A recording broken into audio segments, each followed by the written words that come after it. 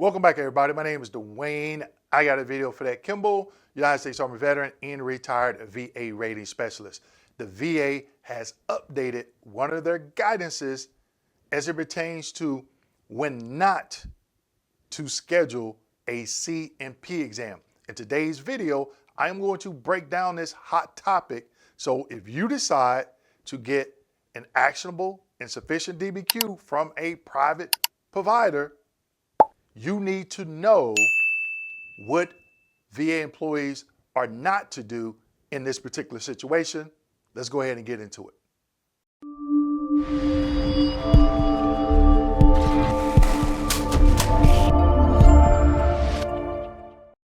Before I get into this hot topic, make sure you click the link in the description section and get signed up for our monthly veterans membership. But before you check out, make sure you input the code KMD50, Kilo Mike Delta 50. Okay, so we're going to be talking about a hot topic, and that is when a veteran goes out and get a private DBQ in Nexus, and it's actionable and sufficient for rating purposes. What is that VA employee supposed to do per their guidance? Now, we've been seeing veterans do this. And those DBQs are actionable and sufficient, meaning there's no C&P exam needed. And some, not all, but some VA employees are still refusing to use this evidence and go ahead and rate the case. Okay, so I'm going to give you or show you this guidance. So if you happen to fall in this category, this is how you win at that high-level review. You use their own guidance that they are ignoring to your favor. So let's get it. Slide number one. Here in slide number one, this is the email of the update for the particular guidance we're going to be talking about today. Now, all of my veteran members that are in my monthly membership, they know, because I shared a video how to research the M21-1, how you sign up for the VA's newsletter to get the updates. Okay? And when I get the email, I look at it and I'm like, yep, oh, whoa, wait a minute. Look what we have here. Okay? Updated guidance on current disability or symptoms for the purpose of determining whether an examination or opinion is necessary. That jumped out at me because this is something that I've talked about in the past and I'm going to be talking about throughout this year until every veteran out there understands it, okay? Let's keep going. Slide number two. Here's the M21-1, the first one. Now I have a lot of stuff highlighted in red here, but trust me, these 38 CFRs that you see, I will be touching on them today, okay? Using medical evidence in lieu of examination. As noted in 38 CFR, 3.326? And I'm going to be talking about Part B, okay? In this additional M21-1 manual reference, medical evidence of record may, keyword, may be deemed adequate for rating purposes to make a decision on a claim without requesting an examination or medical opinion. And I guarantee you, majority of VA employees, the only thing they see in this sentence is may. That's it. And they're requesting an exam.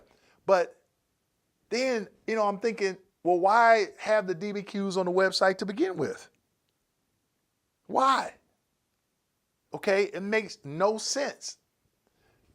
You have evidence that you can use to rate the case, but you decide to make the VA pay a third-party examiner. That's waste. That is waste. And some VA employees, well, you paid for that DBQ. Well, the VA paid for that DBQ for that C&P examiner to complete it. What's the difference? And then somebody may say, oh, it's fraud.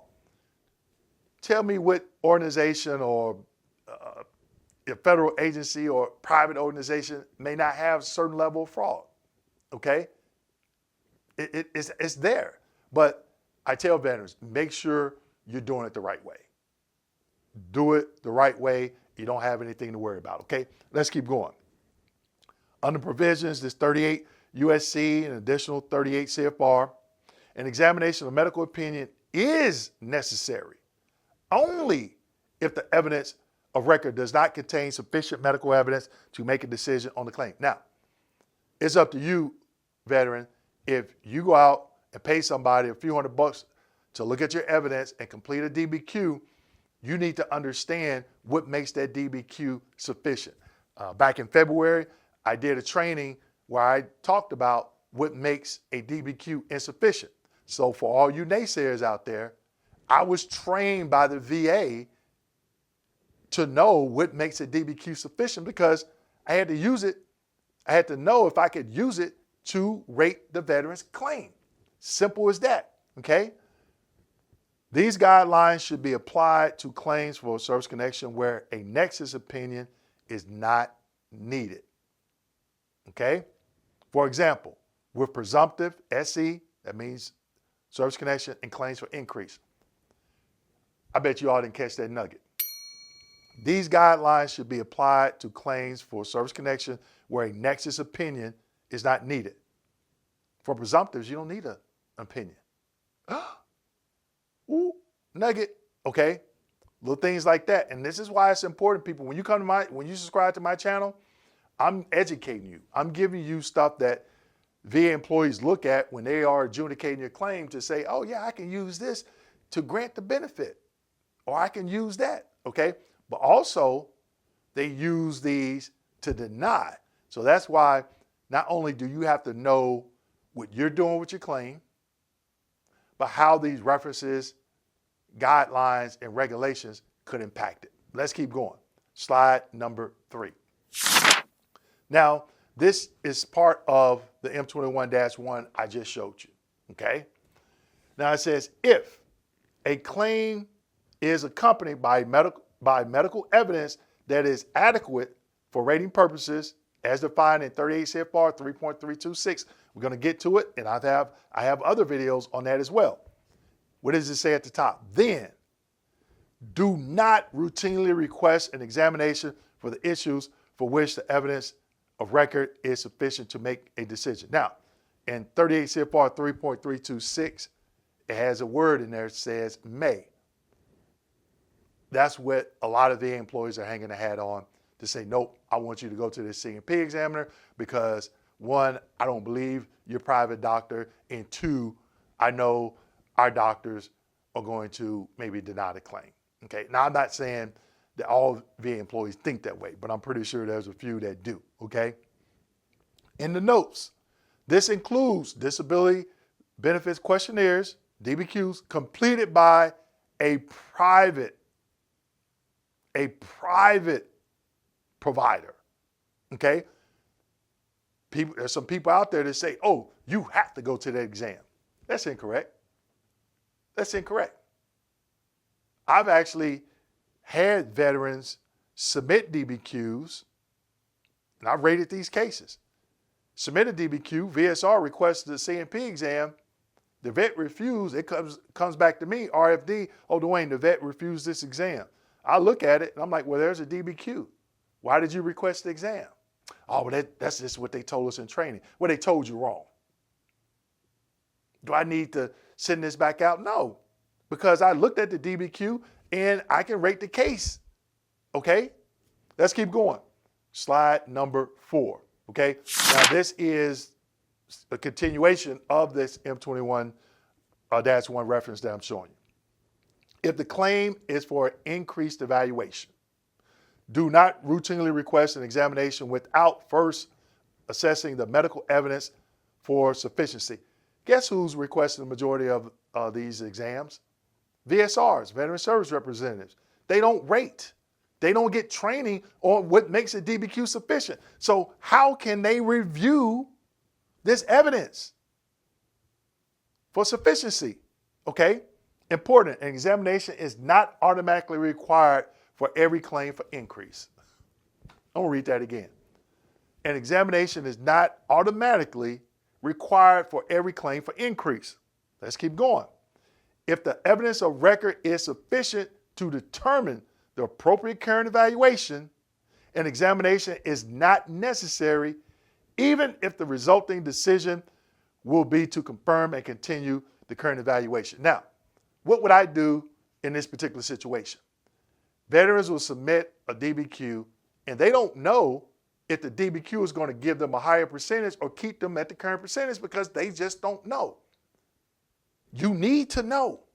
That's why it's important to know the diagnostic code criteria for the condition you're claiming and where to go and find that criteria in the DBQ, because once your private examiner completes it, you can verify, yep, I meet the 40% criteria.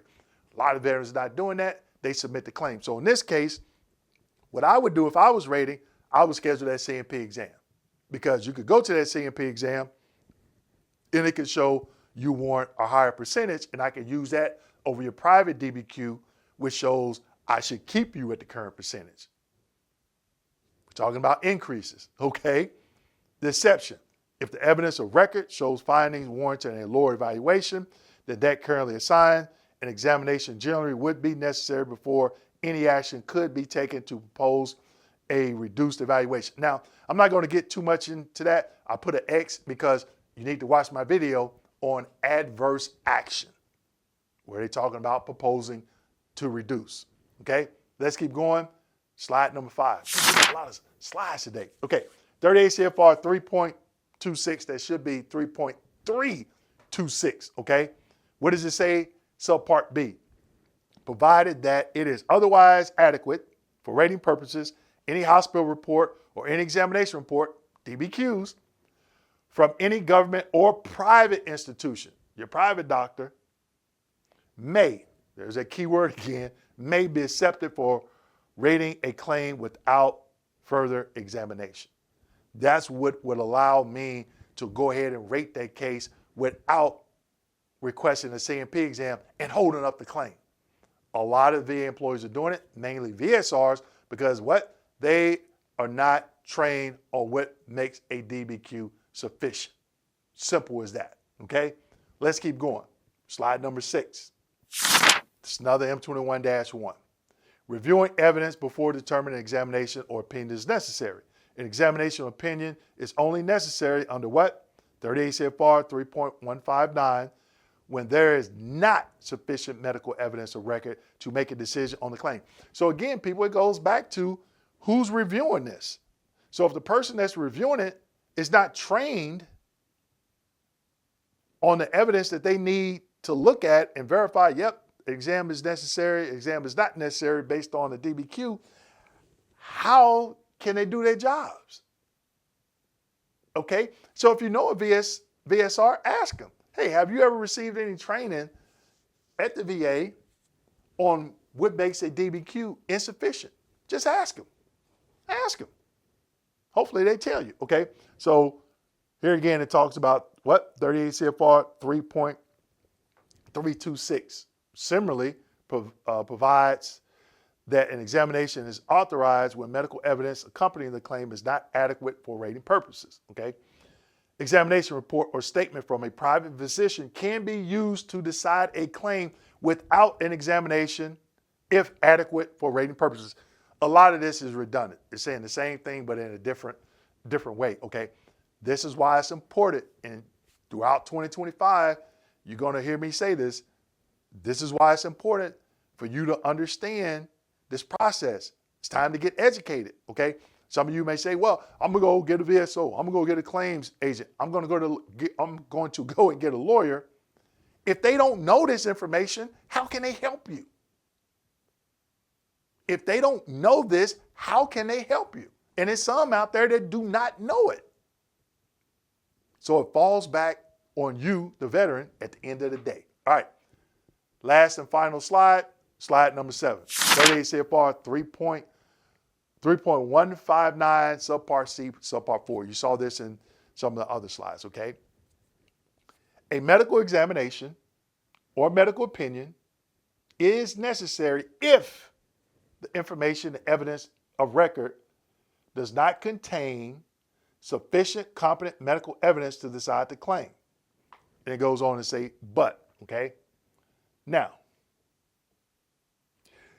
you the veteran, I've done classes in the past, and I'm gonna, let me know in the comments section if you still want me to do more classes on what makes a DBQ insufficient or what makes a DBQ sufficient. I did it back in February. If you want me to do it again, let me know, and my team and I can get that scheduled, okay? And we're thinking about doing one on what makes a nexus statement insufficient/sufficient, okay? If you find yourself in this category where you went out, had your examiner or an examiner to complete a DBQ and nexus statement, and they're trying to schedule you for a CMP exam, come back and look at this video. Look at these 38 CFRs, these M21-1 manual references. That's their guidance. And if they don't follow it and you decide not to go to a CMP exam, and tell them, hey, use my information, go ahead and push my claim forward, and they don't do it, this is what you can use to fight on that high-level review. So you heard me say, if you decide not to go to an exam because you have an actionable sufficient DBQ, I would never tell a veteran to go or not to go if they have an actionable sufficient DBQ. That decision has to be yours. I made that decision. I knew the guidance, I knew the regulation, and now I just provided that to you so you can make the best informed decision as it pertains to your claim. So with that being said, make sure you like, subscribe, hit that notification button, and as always, share this video with your fellow veterans. Thank you.